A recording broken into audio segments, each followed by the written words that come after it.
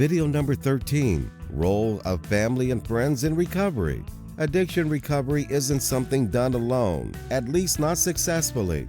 This is a true case of it takes a lot of help with the person struggling with the addiction, combined with family and friends, to make the much-needed recovery a reality. Let's find out about the responsibilities of family and friends of an addict.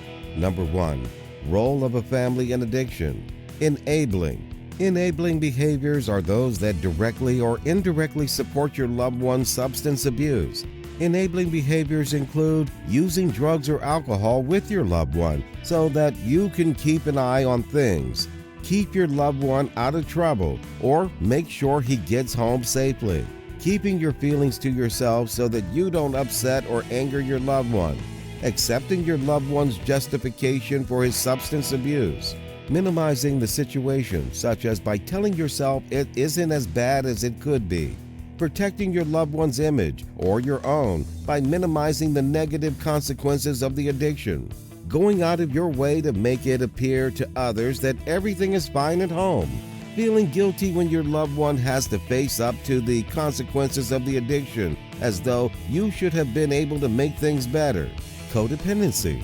Codependency occurs when you develop certain unhealthy behaviors as a result of trying to adapt to increasing dysfunction within the family system.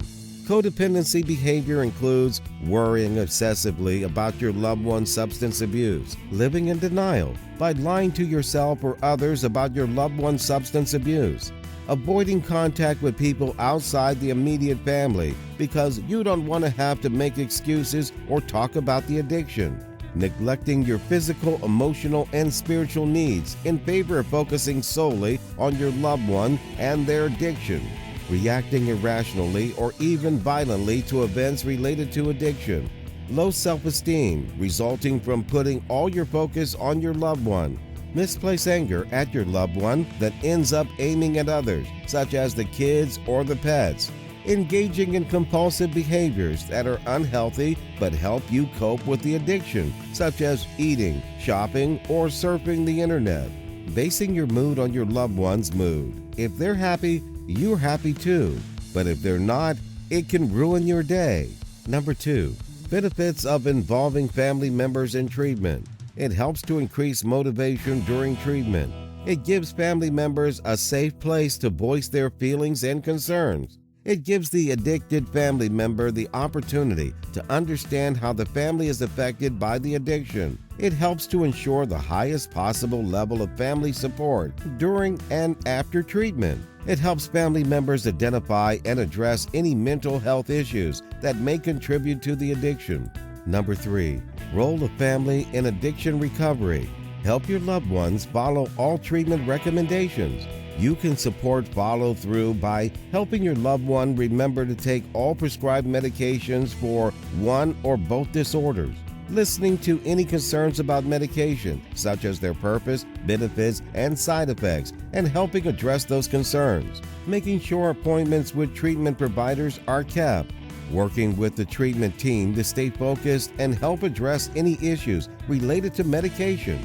Encourage total abstinence from alcohol and other drugs. You can support abstinence by expressing the belief that abstinence is key to recovery, helping your loved one avoid exposure to others, alcohol, and drug use, including staying away from social situations where substance use is common and avoiding substance use with the family.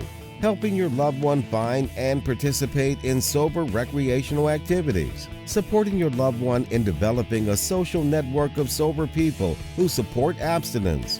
Help your loved one build good coping skills. You can help a loved one cope with stress and avoid stress-inducing relapse by being there to listen, talk, and help your loved one process stressful experiences, helping solve practical problems related to stress, reminding your loved one of the coping strategies for dealing with distressing symptoms or cravings, reducing family friction, and provide social support.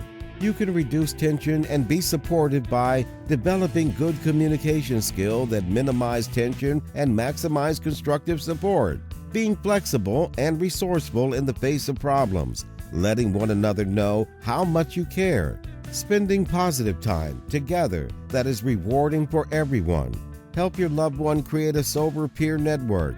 You can help a loved one build a sober peer network by encouraging the person to reconnect with sober friends, directly reconnecting with sober friends you share with your loved one, asking about and discussing ways to meet potential sober friends, knowing the signs of relapse. You can help prevent relapse or minimize their severity by knowing your loved one's early warning signs of relapse, monitoring your loved one to detect possible warning signs, keeping your eyes open and noticing changes, developing a family plan in advance, together with the loved one, for responding to the signs of a possible relapse or an actual relapse, involving other potential people, such as treatment providers, and making a relapse prevention plan. Supporting your loved one's involvement in meaningful structured activities by asking your loved one, what kinds of activities have meaning to you? What roles would you like to take on in your life? Encouraging your loved one to pursue involvement in work, school, and other personally important roles right now. Not waiting until other problems are solved. Letting your loved one know that personally important and meaningful goals are achievable, despite the co-occurring disorders and any previous setbacks. The family is deeply involved in the struggle with addiction, which means it's very important for them to become involved in recovery. This is not just about supporting the individual overcoming the addiction, but about creating a healthy environment for everyone affected by the disease. Thank you for watching. See you in the next video lesson.